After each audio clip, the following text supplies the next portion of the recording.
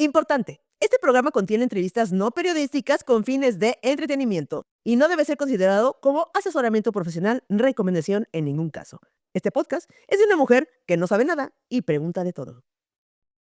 Hola personas, ¿cómo están? Espero encontrarlas muy bien. Yo soy Kikis y como siempre, tengo muchas preguntas al respecto de disautonomía. Y para eso, Mariana, ¿cómo estás? Hola, muy bien, Kikis. Oye, te cuento. Ahí tienes un botón que ese botón es tu salida de emergencia a esto. Si yo me paso de la raya, si hago una pregunta que no te es cómoda o por lo que tú quieres que este episodio termine, apachurra ese botón y termina sin preguntas. ¿Te parece bien? Va que va.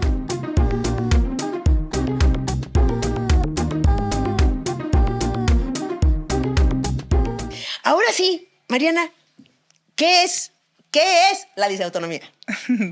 Te voy a dar dos opciones. Ok. La primera es la médica y médicamente la disautonomía es una falla del sistema nervioso autónomo. Ok. Más despacito, tú tienes en tu cuerpo un sistema que controla de forma involuntaria todo lo que tu cuerpo hace para vivir sin que tengas que pensarlo. Ok. Eso es los latidos de tu corazón, la digestión, la presión, la respiración, la temperatura, absolutamente todo lo que hace. Se cree que es el 90% de las funciones de tu cuerpo. Ok. Y la otra parte médica es... No, pero espérate. O sea, ¿es la falla de ese sistema? Así es. ¿Pero qué parte de ese sistema? Todo. ¿Alguna...? O sea, el 90%... A ver, espérate. No, Mariana, espérate. ¿El 90% de tu sistema autónomo, o sea, lo que funciona solito, te está fallando? Sí, todos los días de una forma diferente. Ah, o sea, como que se prende y se apaga. O sea, como que tiene un sonito y luego ya tiene otro sonito. Ajá. Ok, bueno. Entonces, a ver, esa es la primera parte. La disautonomía es que falla el sistema autónomo. Sistema nervioso autónomo. Ah, donde yo no tengo nada que ver con ello, digamos, no lo es voluntario, sino Así que el cuerpo lo hace solito. Sí. Ok, entonces esa es la primera parte. Y luego vas a decir otra parte. La disautonomía es un término. Ok. Esta segunda parte médicamente es que es un término. Se le conoce como un umbrella, un paraguas. Y adentro hay muchos tipos. Ok. Aquí hay muchas personas que tal vez ya tienen el diagnóstico de disautonomía y me van a escuchar y se van a alarmar. Ok. Y eso no quiere decir que esté bien ni que esté mal. Ok. Todo lo que voy a hablar aquí quiere decir que no hay otra persona con disautonomía que tenga el mismo diagnóstico y que sea igual. Es decir, en cada persona es única. Oh. Esto no se le dice espectro porque no es un término que utilice la medicina, pero no hay dos personas con el mismo diagnóstico iguales. En cada persona se presenta de forma única y eso hace que su diagnóstico sea tan difícil. Okay. Este paraguas significa que hay muchos tipos de disautonomía, pero hay muchas personas a las que solo les dicen tú tienes disautonomía sin decirles qué tipo. Oh. Entonces, por eso es que es como otra parte de la medicina que solo sea un término en el que engloban a personas que entran con un mundo de síntomas que encajan, pero no les dicen su tipo específico. Okay. Y la forma en la que yo lo explico o que les digo a las personas es, un día tu cuerpo olvidó cómo funcionar. Okay. Así es como podríamos decirlo más fácil. A ver si entendí. O sea, ¿hay muchas personas con disautonomía? Sí, no hay números exactos por parte del gobierno. Nosotros, en Aliadas por la Disautonomía, un colectivo que se formó, que fundé yo hace 8 años, hicimos censos a partir de 2020 y con los años se ha repetido y tenemos más de 1,800 personas registradas en México, pero en el mundo se cree que hay más de 70 millones de personas con algún tipo de disautonomía. ¿Y entonces hay 70 millones de tipos de disautonomía? No. Bueno, o sea, no es que cada persona tenga una disautonomía diferente. Viéndolo así, sí.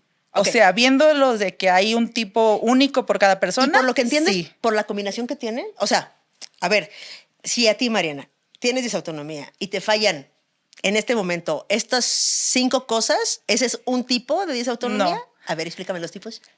Por ejemplo, existe taquicardia postural ortostática, Okay. en inglés conocida como POTS. Okay. Esa, la característica principal es que cuando el cuerpo cambia de postura, aquí tengo una botella como para explicarlo, y es que la sangre no llega a subir al cerebro, entonces uno de los síntomas principales es que el corazón tiene muchas taquicardias y que cambian según la postura del cuerpo, y entonces la sangre, cuando la persona se desmaya, llega a la cabeza y cobra conocimiento.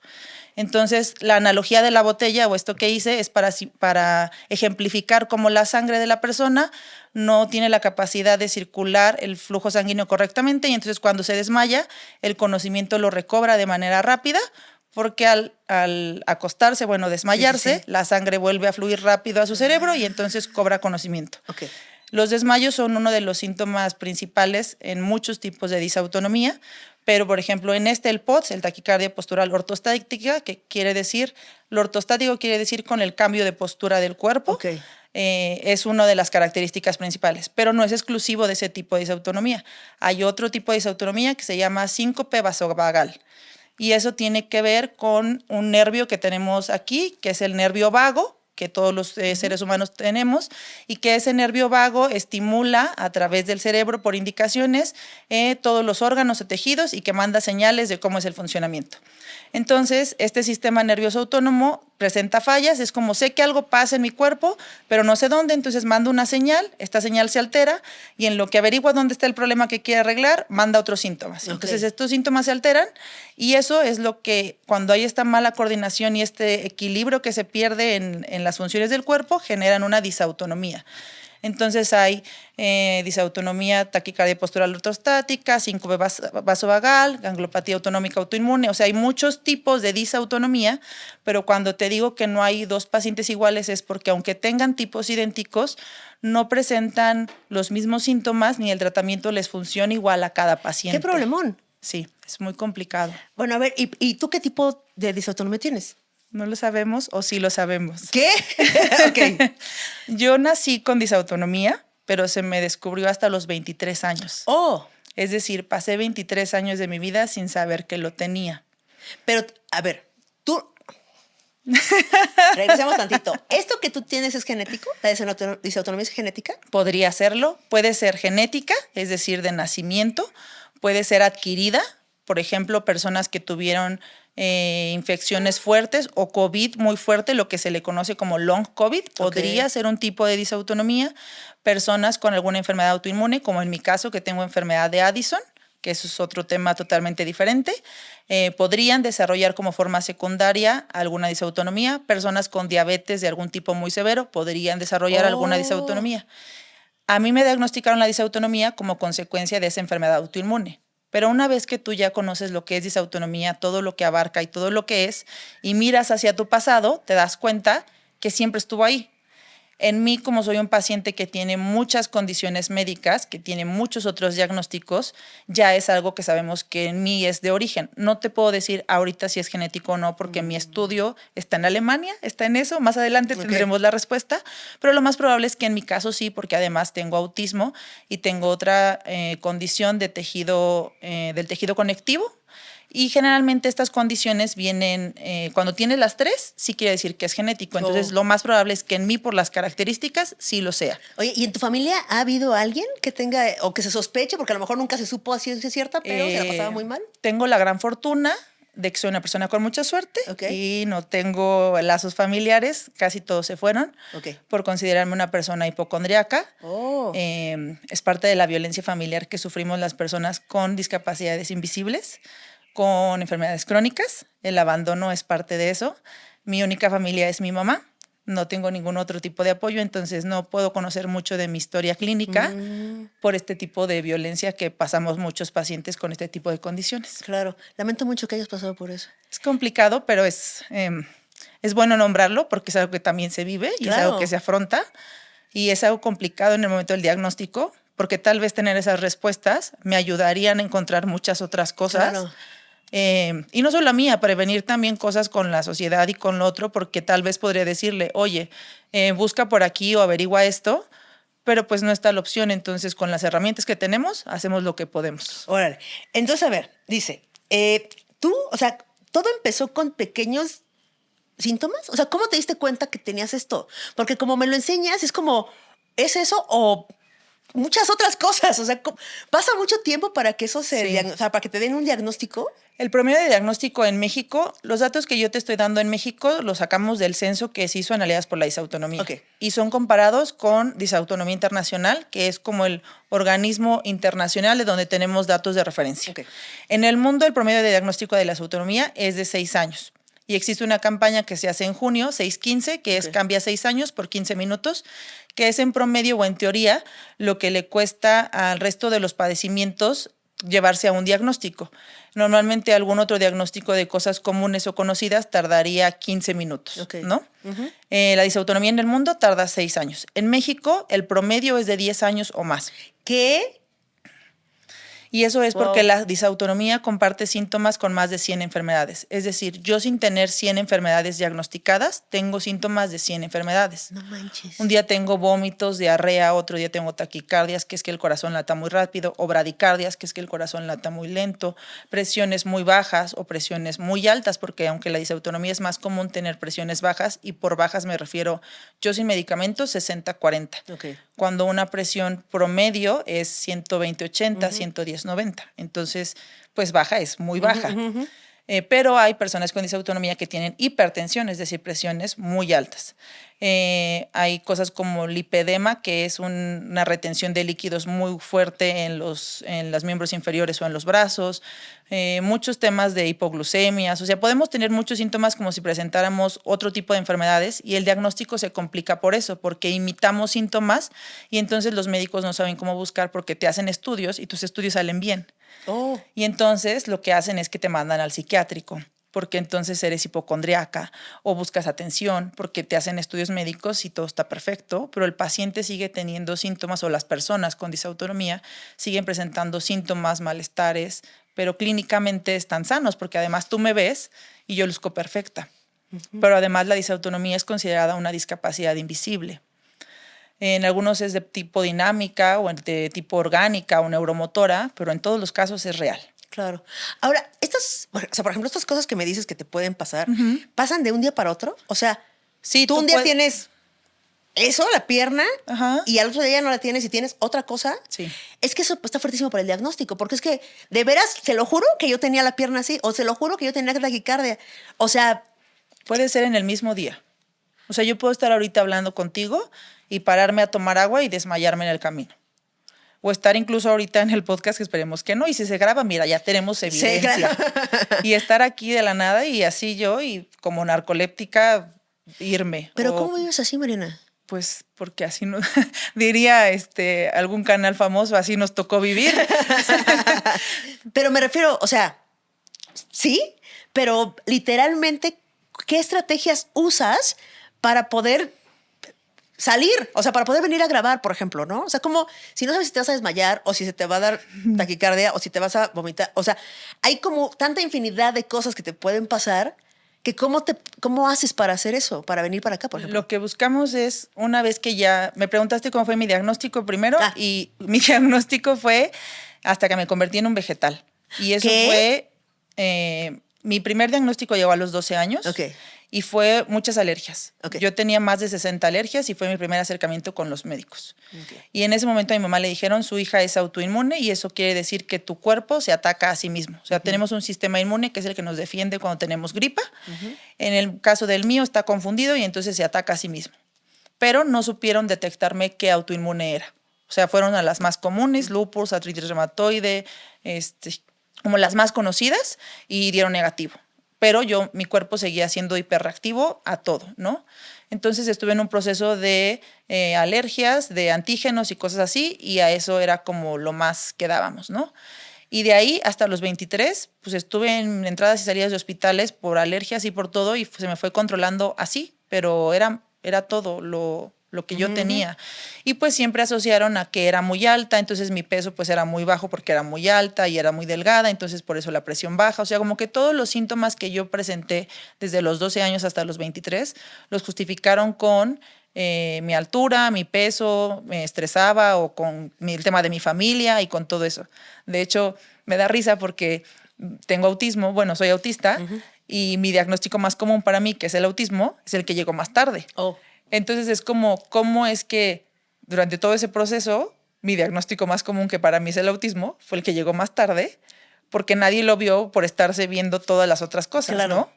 Y en este proceso, hasta que llegué a los 23, yo me convertí en un vegetal. Yo lo explico así porque yo ya no podía estar despierta más que 15 minutos al día. Yo ya no podía caminar, yo ya no podía hacer nada.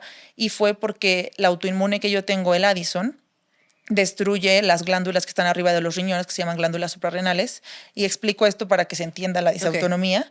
Esas glándulas producen hormonas, entre ellas la principal, que es el cortisol. El cortisol hace que el sistema nervioso tenga una buena conexión. En mi caso, no tengo esa buena conexión, y además no tengo un sistema nervioso que funcione correctamente. Entonces, de no haber encontrado esta autoinmune que me estuvo destruyendo pues por 11 años hasta llegar al diagnóstico, pues yo no hubiera sobrevivido.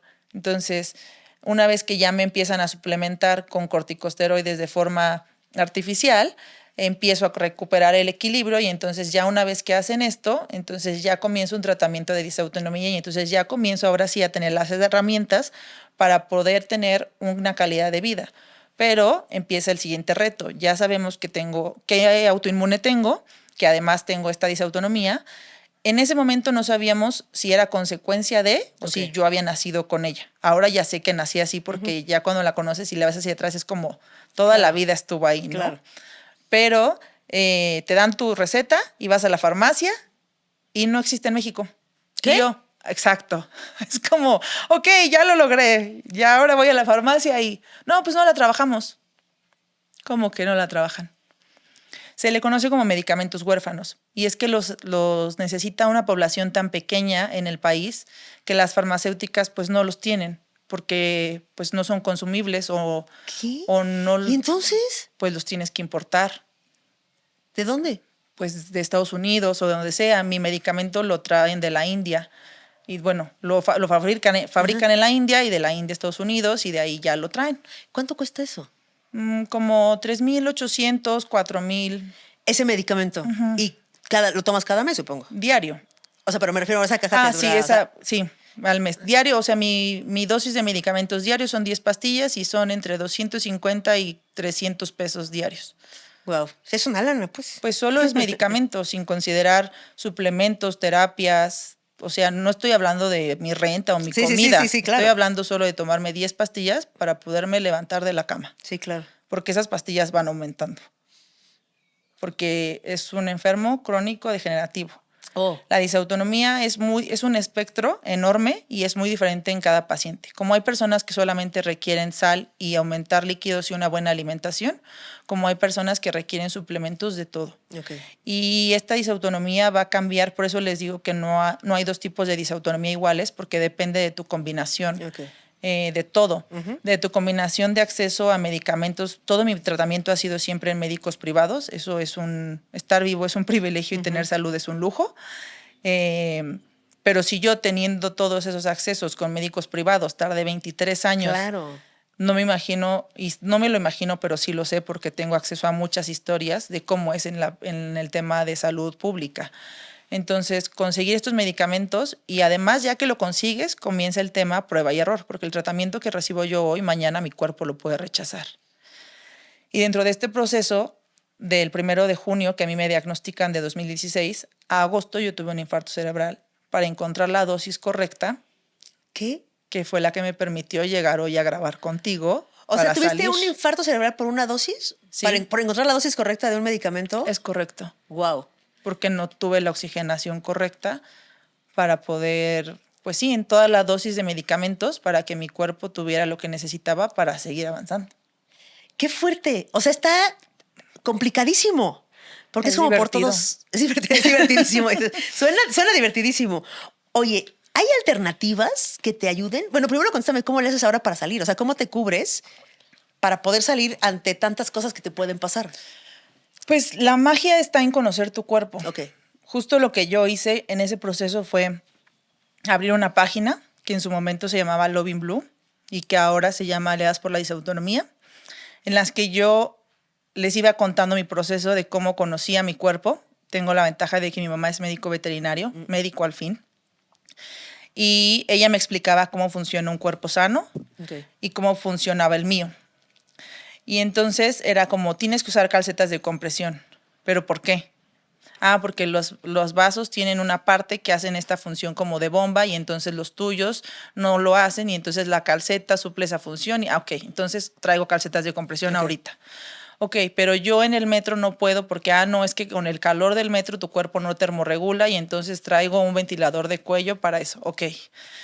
Pero es que tengo que tener la credencial. Sí, pero tú no, porque en México no estás reconocida como discapacidad. Entonces voy a salir a luchar para que me den la credencial. Y lo logré, tengo mi credencial de discapacidad. Y así, todos los días fui haciendo eso. Entonces la adaptación que hice hoy fue traer mis medicamentos, tener una dieta especial ligera en la mañana para que no me sintiera mal. descansar después de bañarme para recuperar energía, bañarme sentada, viajar en el camión sentada, viajar en el metro sentada, tomar una colación para llegar aquí, portar siempre, yo siempre traigo un listón que dice discapacidad invisible, me quité la pena de salir con un cartel a la calle y no debería ser necesario, pero cuando luces normal y el mundo no te respeta y si te pones eso cambia, pues lo haces porque Claro. es parte de no desgastarte con la gente y es parte de hacer visible algo que tienes y de que no tiene por qué darte pena ser diferente. Y si eso te facilita la vida, pues hazte la más Claro. fácil.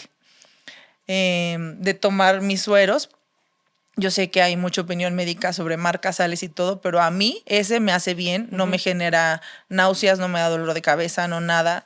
Ya me tomé la siguiente medicina que me ayuda a, como soy muy estricta en mis procesos de alimentos, dieta, como soy buen paciente, hago también mi chamba, yo sé que mi cuerpo ya hace todo lo que puede, yo sé que la medicina me debe mucho, pero lo está haciendo a su manera.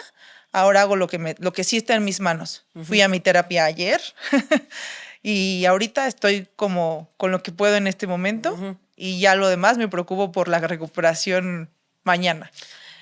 Pues es un desmadrito, o sea, para salir de tu casa e ir a algún lado, pues. Tienes que ser muy consciente de todo para prevenirlo. Claro. ¿Cuál es el síntoma más raro que te ha dado? O sea, que digas, ¿qué? La primera vez que se me desconectó el cuerpo desconectarse el cuerpo me desmayé. Ajá. Y pues normalmente te desmayas, pero es como, ok, ya pasó y te intentas pues recuperar, o sea, como mover y dices, me subo a la silla o me acuesto. No, o sea, fue como, no me podía mover, no podía mover el cuerpo. O sea, despertaste y no podías mover tu cuerpo. Así es. Oh. O sea, literalmente me quedé así acostada y fue como, me voy a Ok, como si estuvieras atrapado, no podía mover nada del cuerpo. Eso fue muy frustrante, ahí sí, o sea, no soy una persona que sienta miedo, pero esa vez sí fue como, ¿qué es esto? Wow. Y lo que me explicó mi médico en ese momento fue que el cuerpo, el cerebro es muy mágico y lo que hace es que protege órganos y energía. Y en ese momento cuando se reactivó mi cuerpo fue como, no tenemos la necesidad de movernos, nos vamos a reiniciar poco a poco. Y sí, conforme yo creo que estuve unos 20 minutos, 30 quizá en lo que empecé a sentir como cuando se te duerme una extremidad y empiezas a sentir cosquillitas, así, cosquillas en las piernas, luego en los brazos. Y ya fue como, ok, ya nos podemos mover, ya nos sentamos, ya. Pero ¿Pero cuánto tiempo estuviste sin poder, o sea, consciente sin poder moverte? Como unos 15, 20 minutos. ¡Un montón! Pues sí, para mí fue una eternidad. O sea, en lo que pasa el proceso de qué carajos está pasando, voy a poder, o sea, todo eso es muy malo. Y de hecho, es una de las primeras cosas que yo le digo a mi comunidad, es que la disautonomía no es algo mental, pero estar emocionalmente estable hace la diferencia un montón. No sé si puedo decirlo, o sea, eso no, pero sí, puedes. Un chingo. Porque es muy diferente estar en una crisis, o sea, en una crisis física y aparte tener una crisis emocional donde sientes que te vas al carajo, porque amo la frase de siento que me estoy muriendo, claramente nadie se ha muerto como para usarla, pero me dicen eso y es como, yo sé que es muy malo, pero no te va a pasar nada, relájate y ya todo va a suceder como tienes a que te sientas bien y es como, me siento muy bien físicamente, pero ya sé que esto en media hora, un día, todo pasa y pues ya, ¿no? Sigue. Pero claramente en ese momento donde tu cuerpo está así, tú te pones toda histérica y lloras y demás, le causas más síntomas y entonces tienes que ser lo más consciente posible y es muy complicado. Y no quiero que se use esto en contra de ninguna persona con disautonomía porque sé que no todos tenemos esa capacidad y es un proceso muy largo. Yo he sido paciente crónico 20 años de mi vida, tengo 32. Y no todos podemos desarrollar esas habilidades. Claro. Y hay días en donde no tenemos ganas de hacer eso y donde queremos gritar y donde no queremos ser serenos y esperar que todo pase. Claro. Entonces, si tienes una persona que no está pudiendo hacer eso, no lo obligues, que no pueda y que grite y que se sienta mal y lo que sea, ¿no? Claro. Cada quien vive su proceso. Pero sí es cierto que a medida de que tú aprendes a controlarlo y es como, es muy malo esto y ok, ya va a pasar y no lo sufres tanto o no le echas más a tu cuerpo con esta ansiedad y con todo la parte emocional, va a ir fluyendo. Claro.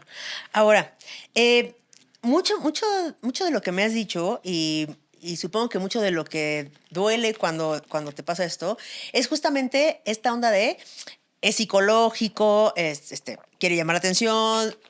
Y supongo que también eso lo sientes un poco tú cuando estás ahí, porque dices, güey, se me pasó. O sea, estuve tanto tiempo con taquicardia y de repente ya no tengo y de repente tengo otra cosa y ya no tengo. ¿Sabes? Es como, no, ¿cómo manejaste eso? O sea, ¿cómo manejas eso cuando tú lo estás sintiendo y la banda está diciendo que no lo estás sintiendo o que te lo estás creando? ¿Sabes? Que es aún peor.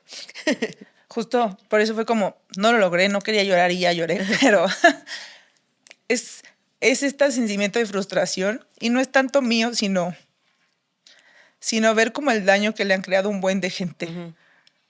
Porque a mí, como sea, yo se los he dicho y es como, bien o mal, yo ya aprendí a vivir con esto.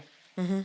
Y tan yo ya aprendí a vivir con esto que tuve la fortuna de crear una comunidad que le cambió la vida a muchísimas personas. Y no lo digo en plan de como de logro y de apláudame así, sino porque está bien bonito ver cómo lograron salir de lugares con mucha violencia. Y lo menciono porque en el censo hay una parte que visibiliza eso, porque mucha gente no considera que la disautonomía sea una discapacidad. Porque justamente están acostumbrados a la discapacidad visible en el sentido de que tienes que usar una ayuda técnica, es decir, una silla de ruedas o una prótesis, un bastón, o que tienes que que no tener un sentido, como llámese ser sordo o ser ciego, uh-huh. Alguna de la discapacidad que se conoce, ¿no? Pero el hecho de que te fallen tus órganos por una mala conexión es una discapacidad orgánica y hay una barrera con tu cuerpo que te imposibilita de muchas maneras desde el momento en el que no puedes salir de tu casa porque no sabes qué te va a pasar. Uh-huh. Desde el momento en el que no puedes viajar en transporte público si no es sentado, porque estar de pie te pone en riesgo a que te desmayes, te fractures, quedes inconsciente en la vía pública, de 1000 cosas. Uh-huh. Es una barrera neuromotora porque justamente tus extremidades de la nada se desconectan porque puedes tener también fallos de coordinación y fallos motrices. Es una barrera en cuanto es una discapacidad dinámica, porque no la discapacidad es permanente ni es lineal. Tienes buenos días, tienes días malos, tienes días en donde hay muchos periodos en cama. Yo, por ejemplo, el año pasado, toda la temporada de calor estuve inconsciente porque no termorregulo. Entonces mi cuerpo ni siquiera tenía la capacidad de estar despierto porque era tanto el calor que por más aire y por más baños fríos era como, ¿no? Sobrecalentamiento como carrito viejo y se apagaba. Wow. Entonces, en este censo pusimos la parte de la violencia y la parte donde más dolor y más discriminación había era de parte de la familia, de parte del trabajo donde mejor los corrían porque eran muchas idas al médico, donde eran muchas cosas, donde he tenido historias donde han estado internados en psiquiátricos por más de 12 años. Wow. Y hasta que llegó un doctor y les dijo, no, usted está mentalmente sana, lo que usted tiene es disautonomía, esa persona pudo salir. Y es como, gracias a Dios, a la vida, a todo, que mi mamá confía en mí y que mi mamá siguió buscando y me llevó hasta un doctor donde me pudieron diagnosticar. Pero tal vez hay muchas personas donde sus papás sí les hicieron caso y esa persona sí terminó en un psiquiátrico. O donde esa persona fue como, no, pues no tiene nada y ya nunca lo siguió diagnosticando. Y esa persona sigue con un montón de síntomas, sintiéndose mal, pensando que es ella la que se está causando todo, cuando su cuerpo realmente tiene algo. Claro. Y hasta que esa persona tiene acceso a información como esta o a otros podcasts o otra cosa y se autodiagnostican, y los invalidan, y eso es violencia médica. Claro. O sea, no solo es violencia familiar, es violencia médica, son muchos tipos. Entonces, es mucha frustración de no poder hacer más para que lo vean y además tú luchas por estar vivo, por mantenerte sano, por mantenerte estable. Claramente yo nunca he conocido una persona que haga algo por estar enfermo, como para que justo todavía la sociedad y el entorno y todo claro. hagan esta parte como de, ay, todo está en tu cabeza. Sí, claro. ¿Qué? Si te ves re bien. Uh-huh. Ay, si ahora tú estabas aquí y ya te sientes mal. Claro. Es como, no tienen idea todo lo que tú haces dirían por ahí, para hackearte a ti mismo. Y es como, güey, ni mi cuerpo me hace caso. Claro. O sea, es como así de fácil. Ni siquiera yo tengo el control de mi propio cuerpo. Claro.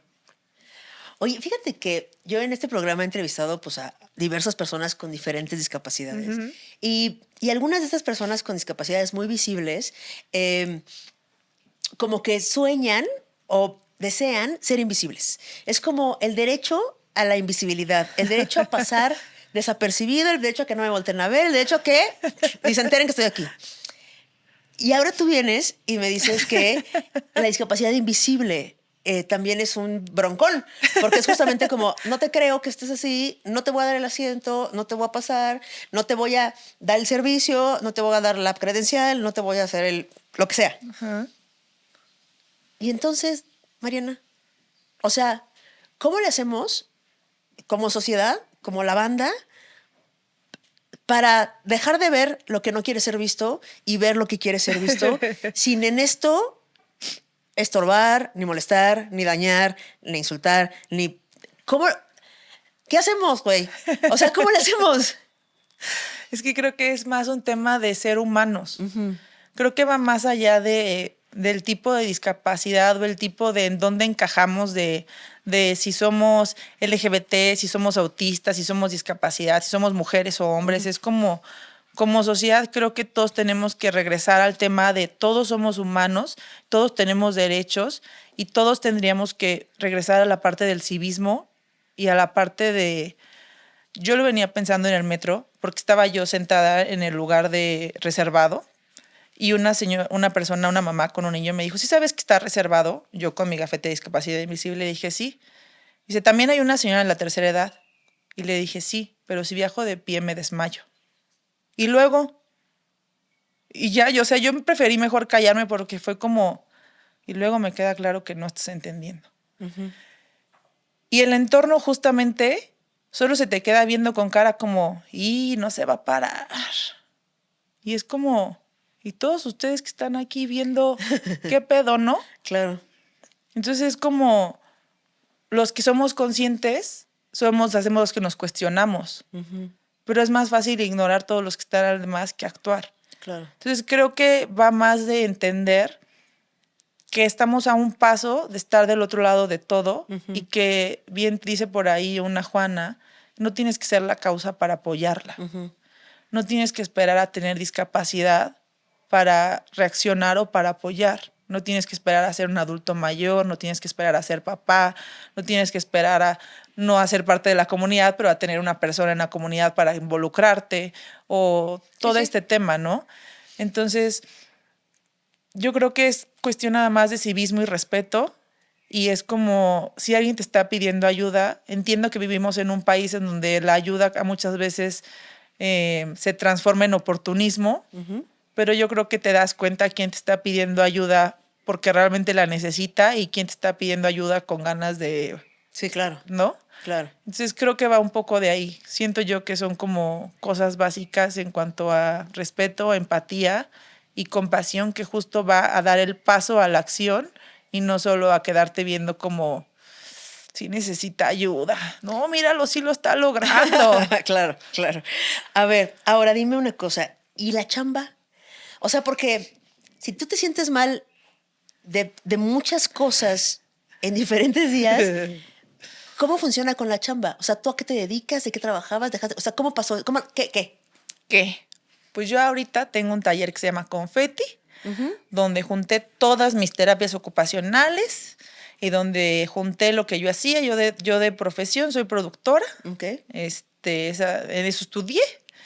Y eso es lo que hago ahora, que está en lo que era mi habitación antes. Ahí puse un taller y ahora hago eso y hago eventos sociales y producciones y así cuando me hablan, cuando mi cuerpo está sano y cuando puedo. O sea, como el autoempleo es la solución. Así es. Porque, pues claramente mi cuerpo ya no aguanta o no tolera un trabajo de oficina de lunes a viernes, ni en un horario rígido, ni nada. Primero trabajé, después de la universidad, trabajé en empresas.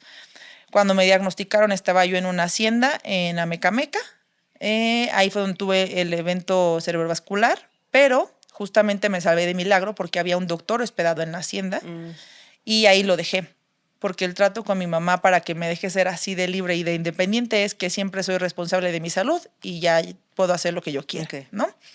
Y obviamente ahí fue como, pues no lo estoy siendo. O sea, está muy chido mi trabajo aquí a mitad del bosque como Blancanieves, pero pues no hay atención médica y tú la requieres cerca. Busqué un trabajo cerca aquí en Ciudad de México y estuve ahí 3 años. Tuve una crisis de salud muy fuerte donde mi cuerpo pidió pausa. Estuve en pausa, después llegó pandemia. Tuve muchas complicaciones de salud en la pandemia. ¿Cómo te fue en pandemia? Pues muy mal porque tuve una cirugía de emergencia que se pausó porque me tocó un hermoso neurólogo que me dijo que la disautonomía no existe, que él canceló mi cirugía porque él me iba a diagnosticar correctamente, porque lo que yo tenía era epilepsia y seguramente los epilépticos nunca los operan. Entonces detuvo la cirugía, eso fue en febrero. A mí me operaron hasta agosto. Oh. El quiste que yo tenía cuando entré al hospital medía 7 centímetros y cuando lo retiraron ya tenía 2, uno de 12 y uno de 15 centímetros. Se le mandó una carta que se hizo pública a este dios de la neurología, pues donde claramente le expuse todos los riesgos a los que me sometió y todo lo que él causó, porque en esa temporada también dejé de caminar porque el quiste presionaba el nervio de una de mis piernas y demás, y todos los retrocesos que yo tuve a nivel motriz por su pues negligencia médica de decir que la disautonomía no existe, y porque aparte lo que yo le refutaba era como de, bueno, si usted cree que soy epiléptica, pues opéreme ya con las precauciones que requiriera una persona con epilepsia y ya, pero opéreme ya. Pero obviamente pues en pandemia no existen las personas crónicas ni nadie más que el COVID y pues bien padre. Oh. Pero, por ejemplo, ¿te dio COVID? No. Oh. Eso lo cual, te digo que soy una persona con mucha suerte. Tengo padecimientos que le dan a uno de cada 100,000, pero pues nunca me ha dado COVID. Entonces, bueno, mira. unas por otras. Y ya Ahora, de ahí trabajé en otro lado hasta que medio office, medio presencial. Y mi cuerpo dijo, sí, la opción es ya el no más. autoempleo porque los trabajos no están para...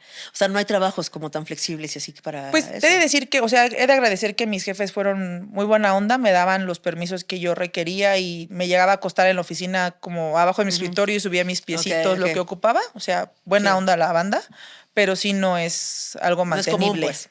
Sí, claro. Ahora, ¿hay algún avance tecnológico que te ayudaría?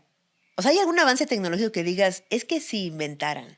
O, ¿sabes? O algo que tú digas, tal vez la inteligencia artificial me ayude en esto. O sea, ¿hay algún avance tecnológico que te dé esperanza? No lo sé. Sé que hay personas que son, que los marcapasos les han ayudado mucho. O sea, hay personas que son candidatas. Cuando el programa... Regresando. La disautonomía puede ser muy neurológica, puede ser muy cardiológica o puede ser más hacia otro órgano, otro sistema. Cuando es algo muy de cardio, hay personas a las que poniéndoles un marcapasos o haciendo algún tipo de cirugía o ablación les va mejor. Entonces, tal vez para ellos sea una buena opción. En mi caso, como es muy neurológico y muy del cerebro, no lo creo porque es como lo menos estudiado, es como lo más complicado. Creo que la inteligencia artificial te facilita la vida de muchas cosas. Nunca lo he estudiado de ese lado, pero tal vez a los que van más por el lado del corazón sí haya opciones. Oye, ¿y hay un hack que tú uses para hackear mi propio sistema? Sí. Pues la adaptación de muchas cosas, el bañarte sentada, hay muchas adaptaciones justo de otras discapacidades que te pueden servir a ti para vestirte, como el tema de ponerte las calcetas con aparatos como ortopédicos, como para no hacer tantos esfuerzos. Entonces hay muchas adaptaciones de otros tipos de discapacidad que puedes adaptar a tu vida, que te facilitan muchas cosas para ponerte botones. Yo, por ejemplo, ya no puedo escribir a mano, entonces hay unas adaptaciones que hacen que no utilices como la forma tradicional y eso te facilita. Entonces, ¿y por qué no puedes? Sí. ¿Por la fuerza? ¿Por el movimiento? Porque yo ya tengo daño en la mielina, que es como la estructura interna de los nervios. Okay. Entonces, hacer estas posturas por mucho tiempo, ya no tengo fuerza, me provoca mucho dolor. Oh. Entonces, como ya la degeneración de mis manos ya ha avanzado mucho, ya pierdo mucha fuerza. Pero sí hay cosas que esas adaptaciones funcionan. Ok, ahora, ¿hay alguna terapia alternativa que hayas probado que te pueda o que te haya funcionado? Todas las que quieras. Yo cuando le pregunté a mi mamá, porque le hice una lista un día así de acupuntura, angeloterapia, reiki, unas botellas en donde te apuntaban números en el agua y nadie la podía tocar más que tú, y manoterapia, así todo. Todas. Y le dije, ma, ¿qué pedo? Me dijo, pues si no te ayudaba ninguna te iba a hacer daño. Pues sí. Y le dije, ¿pero en serio? Se llama desesperación, Mariana. Y yo, gracias, ma. Gracias por intentarlo pues todo. Claro. Sí, es que supongo que se intenta todo. O sea, sí, para mí es como, en serio, mamá. Claro, claro. Es como, agotó sus opciones, pero sí, la fisioterapia no es alternativa. Digo, tiene fundamento científico y todo, pero es mi mejor amiga y Oye, ella. ¿y la salud mental qué papel juega en tu diagnóstico? ¿Y qué? ¿Cómo te va con eso? Yo pues soy muy contenta de informarles. No, mi salud mental está excelente. Justamente en diciembre, de agosto a diciembre, yo en agosto decidí dejar Aliadas por la Disautonomía, esta organización que fundé, justamente para cuidar mi salud mental y mi salud física porque tuvo un deterioro muy grande. Decidí dejar, o sea, salirme de estar a cargo. El grupo sigue, porque yo empecé a tener, yo le llamaba episodios maníacos, empezaba a tener como ataques de ira de que se caía el vaso y yo me ponía así, pero con unas ganas como de romper cosas y todo y así, y era como, ¿qué me está pasando? Una voz en mi cabeza decía como, solo límpialo y ya, todo está bien, y otra tenía ganas como el demonio de Tasmania, así de todo. Y me acerqué a una psiquiatra y ella me dijo que no tenía nada, que lo que a mí me pasaba era un colapso. Y ahí descubrimos el autismo. Entonces, lo que yo tenía es que yo venía enmascarando un montón de cosas y procesos que tuve siempre, y lo que realmente yo estaba viviendo era un burnout impresionante por la carga y todo del activismo, porque el activismo es un trabajo que no se paga, pero que es un trabajo. Claro. Nadie lo hacemos buscando una paga o un reconocimiento, sino buscando derechos y buscando muchas cosas. Pero justamente todo ese camino me había llevado a mí a un burnout y a un tema de un colapso muy grave, y esas explosiones o eso que yo tenía era eso, y era la consecuencia de como un choque químico que estaban teniendo todos los medicamentos que yo tenía en ese momento. Entonces se me hicieron las pruebas, se confirmó que yo tenía autismo y nada, mi salud está perfecta, no tengo depresión ni ansiedad ni nada. Me dieron como que la receta de cómo evitar eso y listo, todo está perfecto. Sigo haciendo activismo, pero digamos que de manera independiente.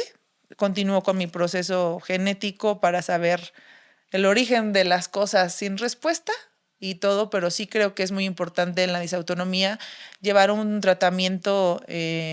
Todas las personas que tienen un tratamiento médico tienen que estar supervisado por un psiquiatra, porque las consecuencias que vienen en los pasapelitos no son todas. Claro. Porque no es con afán de crear caos ni pánico. Todas las personas que tienen miedo a los medicamentos de salud mental es que lo pierdan. Si tu cuerpo los necesita, toma lo que tú necesites, pero hazlo acompañado, no te automediques, eso es muy importante, pero es importante que sean procesos acompañados por todos, y sí creo que estar mentalmente estable hace totalmente la diferencia en cualquier condición. Totalmente. Oye, ¿y tus relaciones sexoafectivas fueron afectadas o no tanto? No,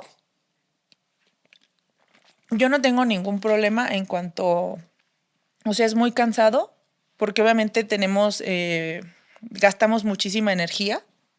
Nuestro nivel de energía sí se ve afectado en cuanto a eso, gastamos más energía. Se dice que el cuerpo de una persona con disautonomía gasta 3 veces más energía que el cuerpo de una persona sana.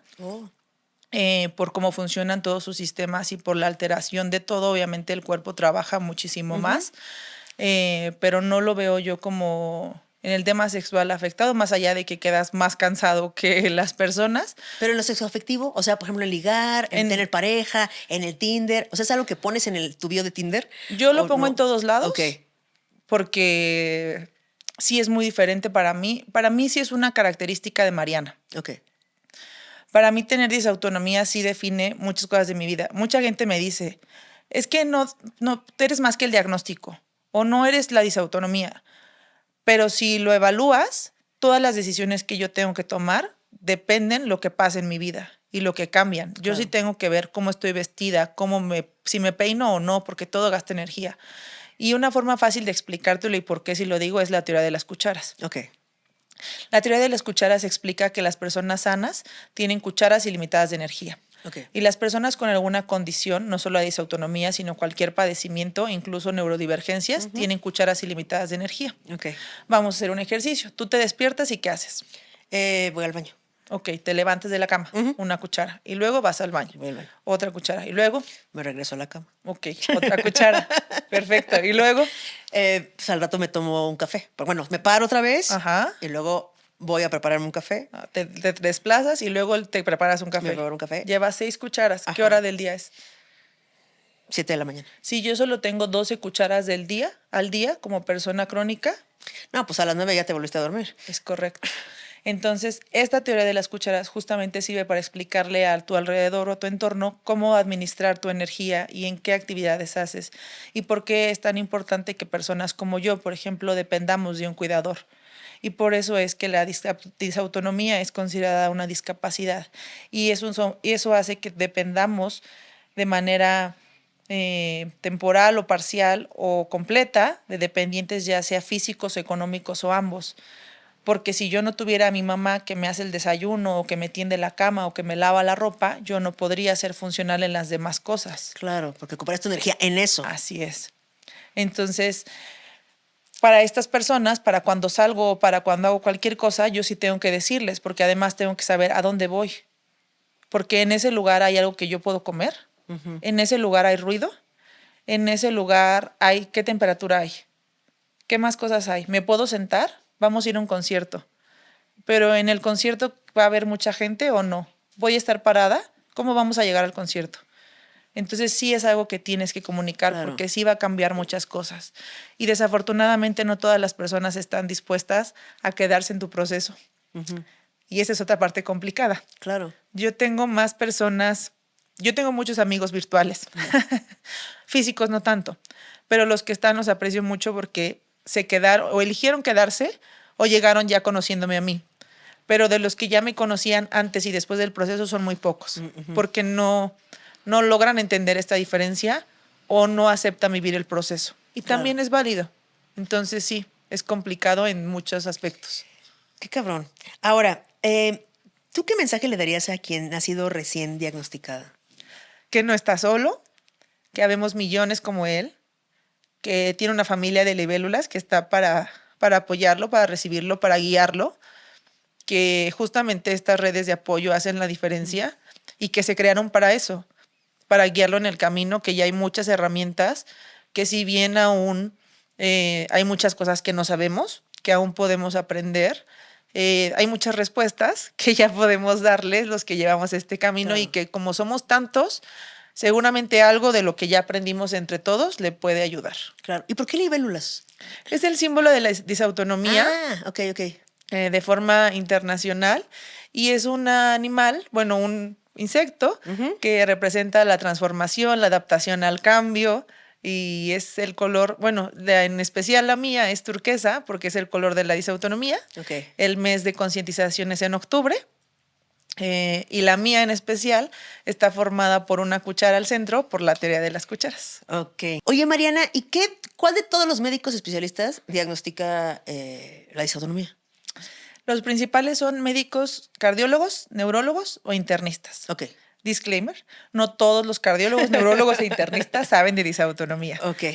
Casi siempre son médicos que ya tienen experiencia previa con algún paciente con esta condición, pero en www.disautonomia.com.mx hay un directorio médico de especialistas a nivel nacional que ya han tratado con pacientes con esta condición y que pueden diagnosticarlos con más facilidad.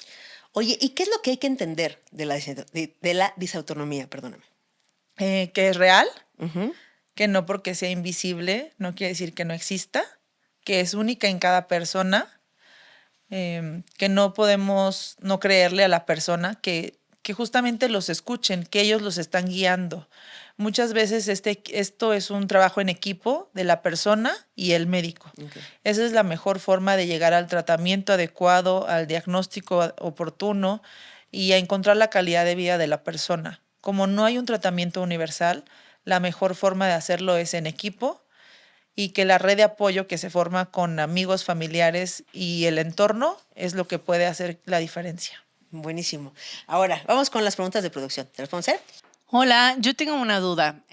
Conozco a alguien que también tiene disautonomía, pero en principio todo el mundo le decía que seguramente era depresión, porque estaba constantemente cansada, porque de repente decía que le dolía todo, pero no había nada físico, vaya, por lo que le pudieran explicar que le doliera. ¿Cuáles son como estas señales que tal vez pueden ver las personas que lo tienen y no saben y están pasando por un diagnóstico fallido? Pues los síntomas más comunes, justamente por lo que se confunde con depresión o ansiedad, son generalmente presiones bajas, debilidad, mareos, náuseas, migrañas, taquicardias o bradicardias. Y lo más importante no es solo que los síntomas o de laboratorio, los estudios salgan bien, sino que son constantes. Lo que yo les recomiendo es hacer un diario de síntomas y es agarrarte una libretita y apuntar lo que sientes. Y lo más importante es identificar tus detonantes y es qué hizo que me sintiera así. El día que sentía esto hacía mucho calor, hubo un sonido fuerte, comí algo a partir, o sea, ¿qué hizo como que apareciera esto?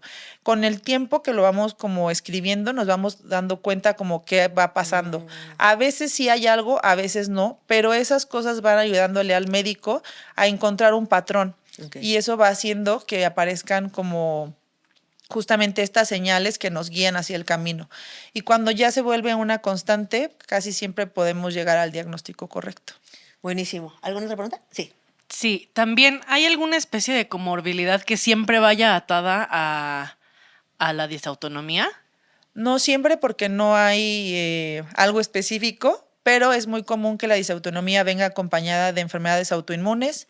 Es común que venga con problemas del tejido conectivo, como puede ser el síndrome de Ehlers-Danlos. Es común que venga con, se me fue el nombre, de algún tipo de diabetes, podría ser. Y muchas personas con disautonomía también tienden a tener problemas de ovario poliquístico o endometriosis, algún tejido así, pero no son genéricos, pero son cuestiones que son muy comunes con pacientes con disautonomía. Ok. Ahora tenemos también tones allá en YouTube, que por ahí hay un botón que dice unirse. Usted puede darle ahí y se suscribe a los tones. Y tenemos aquí algunas preguntas. Dice, ¿qué es lo más absurdo o insensible que alguien te ha dicho al enterarse de que tienes disautonomía? Ay, mi papá. ¿Qué te dijo? Mi papá, y no fue precisamente de la disautonomía, sino al enterarse que estaba enferma, yo le pregunté que por qué ella no venía a verme. Y él me dijo, ¿para qué? ¿A ver cómo te mueres? ¿Qué? Y le dije, tienes razón, ya no vengas. Y esa fue la última vez que vi a ese señor. Oh, wow. Creo que seguramente me han dicho peores cosas, pero esa es una de las que más recuerdo. Claro, qué fuerte. Dice, ¿te da miedo dormir sola por si te da una crisis en medio de la noche? No, pero eso tiene que ver con el autismo, porque al parecer no siento miedo. O sea, algo pasa con, no sé bien, porque aunque he vivido todo el tiempo con el autismo, la protagonista llegó tarde, entonces algo sucede conmigo que no siento miedo.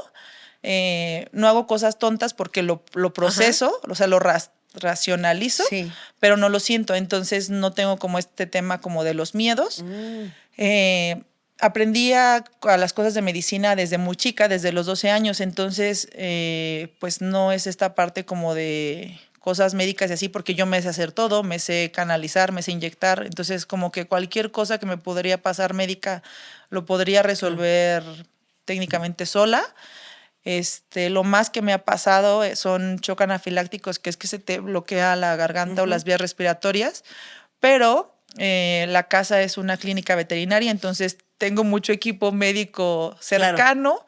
Entonces no tengo como esa... Oye, entonces, o sea, ¿no sientes miedo? Es que, por ejemplo, yo cuando me estabas diciendo de los síntomas que tenías, yo pensé, no mames, yo estaría pensando que tengo todo. O sea, yo diría, no, ya, tengo cualquier cosa. Sí. Estaría haciendo una lista de enfermedades posibles que tengo por el miedo. Sí. ¿Tú no sentías el miedo a lo que tenías, a un diagnóstico, a tu diagnóstico? No era miedo, es que no es miedo, es incertidumbre. A mí no me importaba que me dijeran lo malo que era, ni siquiera si te ibas a morir mañana. Yo necesitaba un nombre. Yo era como, yo sé que algo está pasando. Incluso ahora que tenía yo este tema de las manías, que le dije a mi mamá, yo voy a buscar un psiquiatra, el que vea las cosas más graves de la cabeza, ese. Porque yo sé que no es ir con un psicólogo y contarle que, oye, me estaba pasando. No, esto no es algo emocional. Aquí está pasando algo y el día que esta voz consciente no le gane a la otra, va a pasar algo muy grave, ¿no? Y cuando ella me dijo como, no, eso que tienes tú es un colapso y es que los autistas cuando están sobresaturados tienden a explotar. Y sí, no importa nada racional hasta que tú no rompes y golpeas y todo y se descarga toda esta exceso de emociones que tienes y ya te sientes como libre. Le dije, porque sí, y luego hago mi desmadre de romper cosas y luego que salgo y digo, buenas tardes, ¿no? Y ya era como, Una pues sí. disculpita, sí. Ajá, sí, porque yo hacía eso y después decía yo como, ya me siento bien. Ah, qué paz, ¿no? Claro. Pero sí era como eso y es como, no, incluso ahora, antes de ir con la genetista, fue como, en verdad, no me importa qué tan malo es, porque yo ya llegué con mis diagnósticos con la genetista y fue Claro. como, yo ya leí, ya investigué, yo sé todo lo que le pasa a mi cuerpo, mis posibles diagnósticos son estos. ¿Qué tiene que hacer para comprobarlos? Y fue como, Claro. ok, no me importa si es muy malo. A mí, Ok. yo sé que algo le pasa a mi cuerpo y no importa qué tan malo es. Yo solo necesito que Sí, me saber diga porque qué. no está en mi cabeza. Es Claro. real. Claro, que es lo más fuerte, que no está, o sea, como comprobar que no está en tu cabeza es ser lo más fundamental. Decir, no estoy loca, o sea, no es que me estoy volviendo loca, no estoy inventando cosas, no es emocional, no me lo estoy provocando. Qué fuerte. Dice, sí, bueno, dice, ¿alguna vez te ha dado miedo enamorarte por no saber si alguien aguantará tu condición? Ahí sí no te puedo decir si es miedo o no, pero sí sé que es una decisión consciente que yo tomé hace mucho tiempo y que es difícil convivir con eso. Y es, mm, yo elegí por mucho tiempo no tener relaciones humanas porque no quería que alguien estuviera con una persona enferma. Ok. Pero también aprendí que esa decisión no me corresponde a mí y que me corresponde dejarle a la otra persona que me conozca y que esa persona elija si quiere o no estar conmigo a pesar de lo que esto involucra. Porque en mi caso no es solo la disautonomía, en mi caso son 4 o 5 condiciones crónicas. Y más que miedo es, para mí se me hace injusto, es como puedes tener una vida increíble con una persona que no tiene límite de tiempo, con una persona que está sana, con una persona que no tiene que revisar 70 cosas antes de saber si puede o no salir de su casa, con una persona que no tiene que cambiar de planes, con una persona que no te puede decir, sí, voy a grabar hoy, y 10 minutos antes decirte, no me puedo mover, ya no voy a grabar, ¿sabes? Entonces, más que tener miedo, era como que una persona le cambies todo y dependa tanto de la incertidumbre que tú le das porque ni siquiera depende realmente de ti, sino de que algo cambia Claro. mágicamente en tu cuerpo y no lo puedes prevenir con nada. Pero también es esta parte de que pues nada tiene ganado nada, igual y estás sano y te cruzas la calle y te fuiste Claro. y no te servía de nada estar sano. Claro. Entonces es como no puedo decir sí, no puedo decir no, creo que dependes de lo que pase en la vida y si llega una persona que esté dispuesta a compartir las cosas como viene en el modelo, pues se va a dar y si no, pues no. Claro. Ok, dice, última pregunta. ¿Te has sentido invisible médicamente? Como cuando los doctores ya no saben qué hacer. Sí, tan es así que básicamente a mis diagnósticos llegué yo. El de la disautonomía sí puedo decir que fue mi mamá porque, y eso lo he contado solo otra vez y está grabado, yo ya había pasado por más de 20 médicos, yo ya no creía en Dios ni en nada. Y ese único día donde ya no podía de dolor, yo me acuerdo perfecto que me hinqué y que supliqué no despertar. Y ese día en la noche yo recibí mi diagnóstico. Yo no conocía la disautonomía ni llegué a ese diagnóstico. Ese sí me lo dio un médico. Pero a partir de ahí todos los demás diagnósticos yo llegué a ellos. Yo no estudié medicina ni nada, pero con mi entendimiento y la medicina veterinaria que he aprendido en todos los años, todo lo demás y todas las demás explicaciones yo las aprendí sola. Entonces sí, he sido invisible para los médicos, yo y mi comunidad y miles de pacientes con enfermedades raras en México y en el mundo, que somos nosotros mismos y nuestras comunidades los que tenemos que llegar al autodiagnóstico. Qué fuerte. Oye, Mariana, ¿hay algo que nos faltó preguntarte que es súper importante de saber? Ay, no lo sé. Quizá muchas cosas, pero la disautonomía es más que comer sal, más que tomar agua. Es discapacitante sin importar la forma, es real y es importante hacerla visible un día a la vez. Muchísimas gracias, Mariana. Muchísimas gracias por todo el esfuerzo que implicó venir, por toda la lucha que haces y muchas gracias por estar aquí. Y ustedes, ya saben, aquí nos vemos todos los lunes desde las 6 de la mañana. Gracias. Bye. Gracias. Hola personas, ¿cómo están? Oigan, primero que nada, muchas gracias por haber visto el episodio anterior. Y ahora les cuento el chisme. Fíjense que de último momento encontramos a un magistrado para que nos explicara qué hacen y así. Y entonces ese episodio todavía no lo grabamos. Entonces, pues estoy grabando esto sin haber hecho esa entrevista. Pero fíjense que con este episodio vamos a estrenar una cosa que se llama Tones, que antes estaba en los miembros de YouTube. Ahora pasamos y liberamos esa sección de Tones a Instagram. Entonces, cuando tú veas este video, va a haber en Instagram un post. En Instagram tengo muchos posts al respecto para que tú vayas y pongas qué le preguntarías a un magistrado. Y nuestra becaria Anita verá las mejores preguntas y se las preguntaremos. Así que corre a Instagram y muchas gracias por ver el episodio anterior y gracias por ver este contenido y te quiero mucho.